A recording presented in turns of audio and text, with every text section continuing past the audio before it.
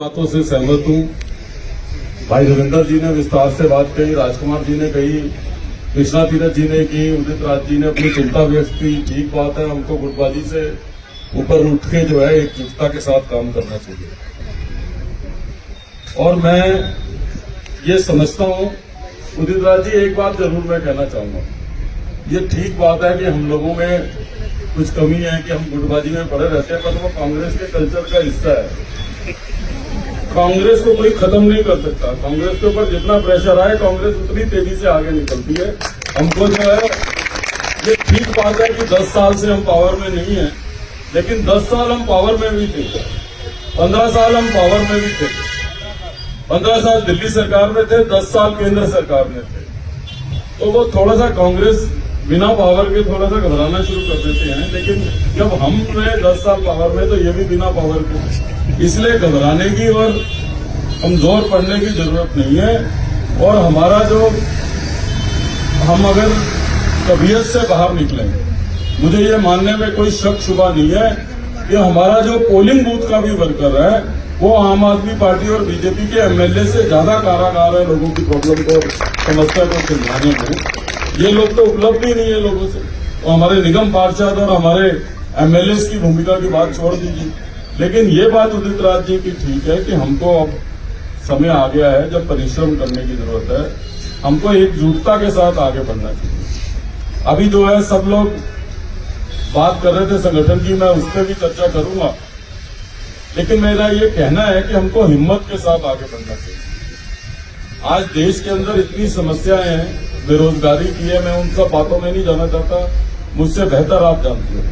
दिल्ली को जैसे हम छोड़ गए थे, ऐसी जस की तस है। आप बाकी दिल्ली की बात छोड़ दो, आप अपने संसद महोदय को ही देख लीजिए। वो जो आपका संसद जो सांसद है, वो तो खुद अपने मुंह से कहते हैं कि एक बार ही बनना था, बन गया।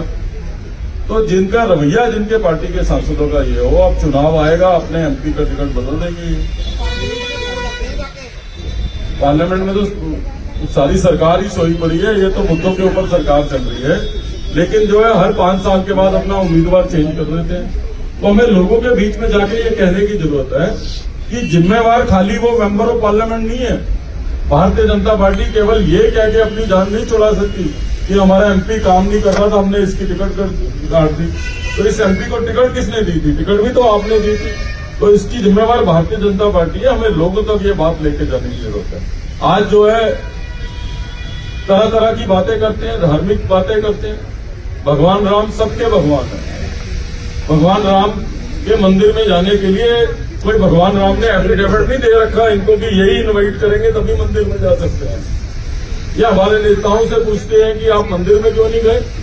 हम मंदिर में इसलिए नहीं गए कि वहां पे नरेंद्र मोदी जी प्रधानमंत्री के रूप में थे, हमें कोई दिक्कत नहीं है। वहां पे योगी जी मुख्यमंत्री के रूप में वहां पे शामिल थे, हमें कोई दिक्कत नहीं है।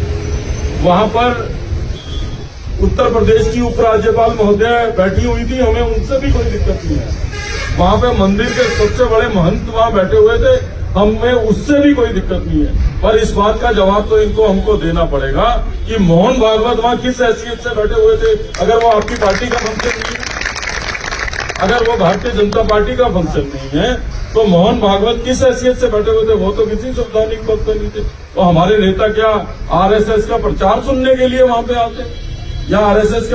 मैं तो बल्कि ये कहूंगा कि जब आपने मोहन भागवत जी को ही बिठा लिया था, तो उस बेचारे नड्डा जी ने क्या कसूर कर लिया था? उसको भी बिठा लेते। जब पार्टी का फंक्शन था ही तो उसको पूरी तरीके से पार्टी का बनाते। उस गरीब ने क्या कसूर किया? तो उसको गरीब ही बना रखा है। हाँ, तो उसका बताओ ना उदित राज जी, उसका क्या कसूर है? अगर मोहन भागवत को बिठा लिया था तो उसको बिठा लेना चाहिए था। तो इसलिए मैं कह रहा हूं कि भगवान का और हमारा जो संबंध है वो सीधा संबंध है, और आस्था का प्रश्न है। और भगवान और आपके बीच में किसी बिचौलिए की जरूरत नहीं होती। बिचौलिया जिस काम में पड़े उस काम को खराब करता है, और ये सरकार भगवान राम और हमारे बीच में बिचौलिया बनने का काम कर रही है। हमें ऐसे बिचौलियों की आवश्यकता नहीं है। जब हमारे आवाज आएगी तब हम जो जाके जो है उस पावन और पुण्य जगह पे जो है माथा टेकने अवश्य जाएंगे। ये एक तरफ कह रहे हैं कि हम राम भक्त हैं, भगवान राम ने कहा था कि निर्मल मन वाले लोग भाते हैं मुझे, जो सबसे प्यार से रहे, सबसे सहयोग से रहे। जिस दिन वो पुण्य दिन था जब मंदिर का उद्घाटन हो रहा था, उस दिन इनके कार्यकर्ता राहुल जी की न्याय यात्रा वाली बस पे पत्थर फेंक रहे थे। क्या ये भगवान राम ने सिखाया? क्या ये राम राज्य की परिकल्पना है? या ये सच्चे राम भक्तों की परिकल्पना है? तो इसलिए हमको घबराने की जरूरत नहीं है। चौक चौराहे के ऊपर इनका मुकाबला करने की आवश्यकता है। अभी हमारे बहुत सारे साथी जो है ये बात कर रहे थे कि हमें संगठन को मजबूत करना है। एक तो मैं एक अपील और आपसे करना चाहता हूं कि एक कमी जरूर हमारे बीच में आई है।